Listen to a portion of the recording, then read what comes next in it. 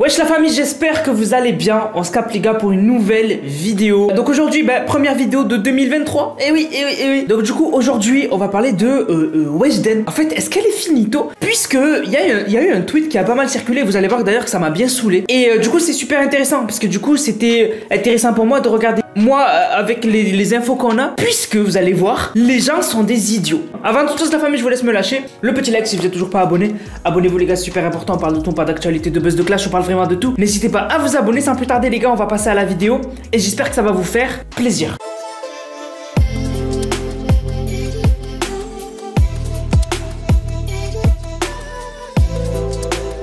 Donc les gars, on va parler de Weshden et en fait du coup tout part d'un tweet d'un mec sur Twitter, logique, hein, qui a tweeté, qui a dit: coup dur pour Weshden, son second album Glow Up démarre à la 106e place, moins de 1400 ventes, pourtant le disque est bien plus abouti que le premier.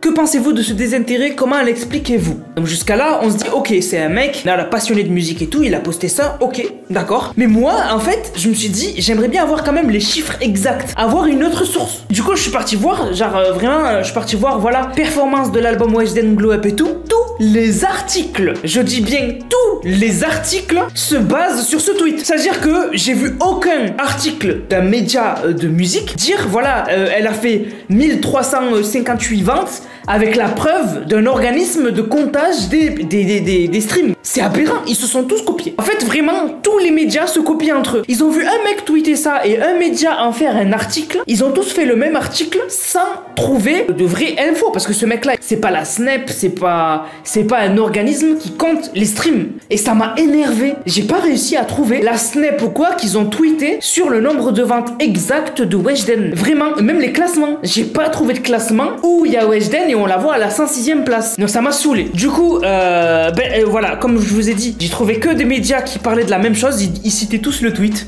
À croire que ce tweet-là... Après, peut-être qu'il a raison, mais juste tweeter une autre source pour qu'on sache. En fait, ce mec-là, il faut qu'il dise sa source, d'où il sort les 1420 en fait. Mais bon, bref. Et du coup, en fait, ce que j'ai fait, c'est que je suis parti sur Spotify, parce que Spotify, c'est pas compliqué d'avoir la performance d'un album, puisque quand on va sur un album, il y a les écoutes. Donc en fait, on voit chaque musique, elle a été écoutée combien de fois, et on peut comparer à un autre album pour voir à peu près, voilà, on peut avoir une idée globale. C'est vrai que c'est choquant pour Weshden. Je suis parti sur Spotify sur l'album Glow Up, donc son dernier album qu'elle a sorti. C'est aberrant. Il n'y a pas une musique qui dépasse les 100 000 écoutes. L'album, il est sorti le 14 décembre. Non, le 16 décembre, pardon. Il est sorti le 16 décembre 2022, donc là, ça fait plus de 2 semaines. En fait, rares sont les musiques qui font plus de 100 000 écoutes. La plupart, elles sont à 36 000, 69 000, 35 000, 49 000. Voilà, elles sont dans ces eaux-là. Il y a juste Poto, qui a fait 300 000 écoutes. Et Baby Boo, qui est un featuring avec Neige. Neige qui fait beaucoup de streams, qui du coup a fait 441 000 écoutes.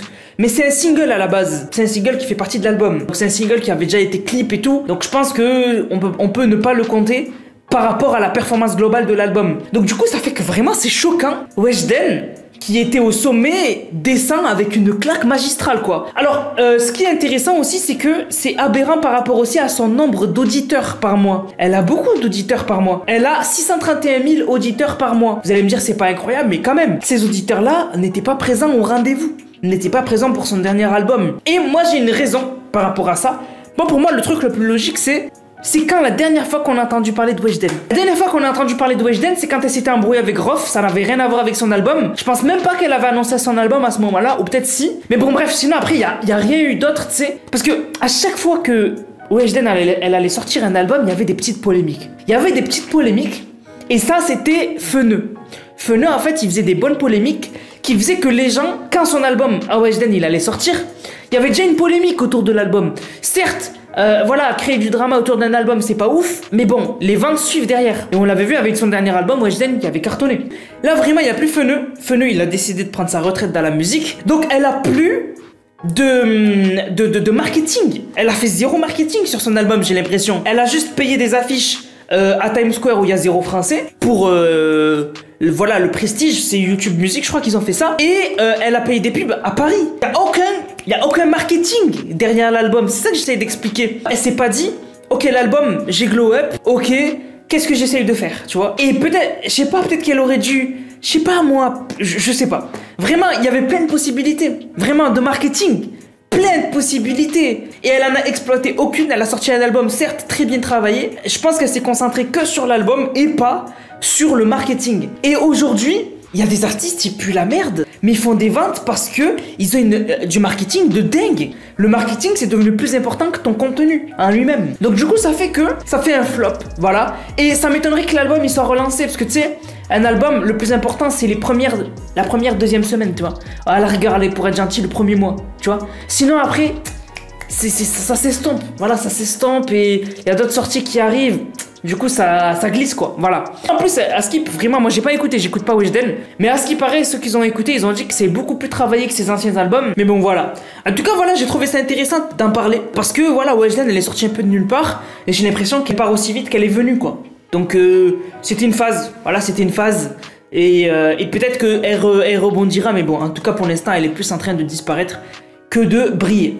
Sur ce la famille, j'espère que la vidéo vous a plu. Si c'est le cas, n'hésitez surtout pas, likez, commentez, partagez. On se capte les gars pour une prochaine vidéo. C'était Nanas, prenez soin de vous. Bang, bang, bang.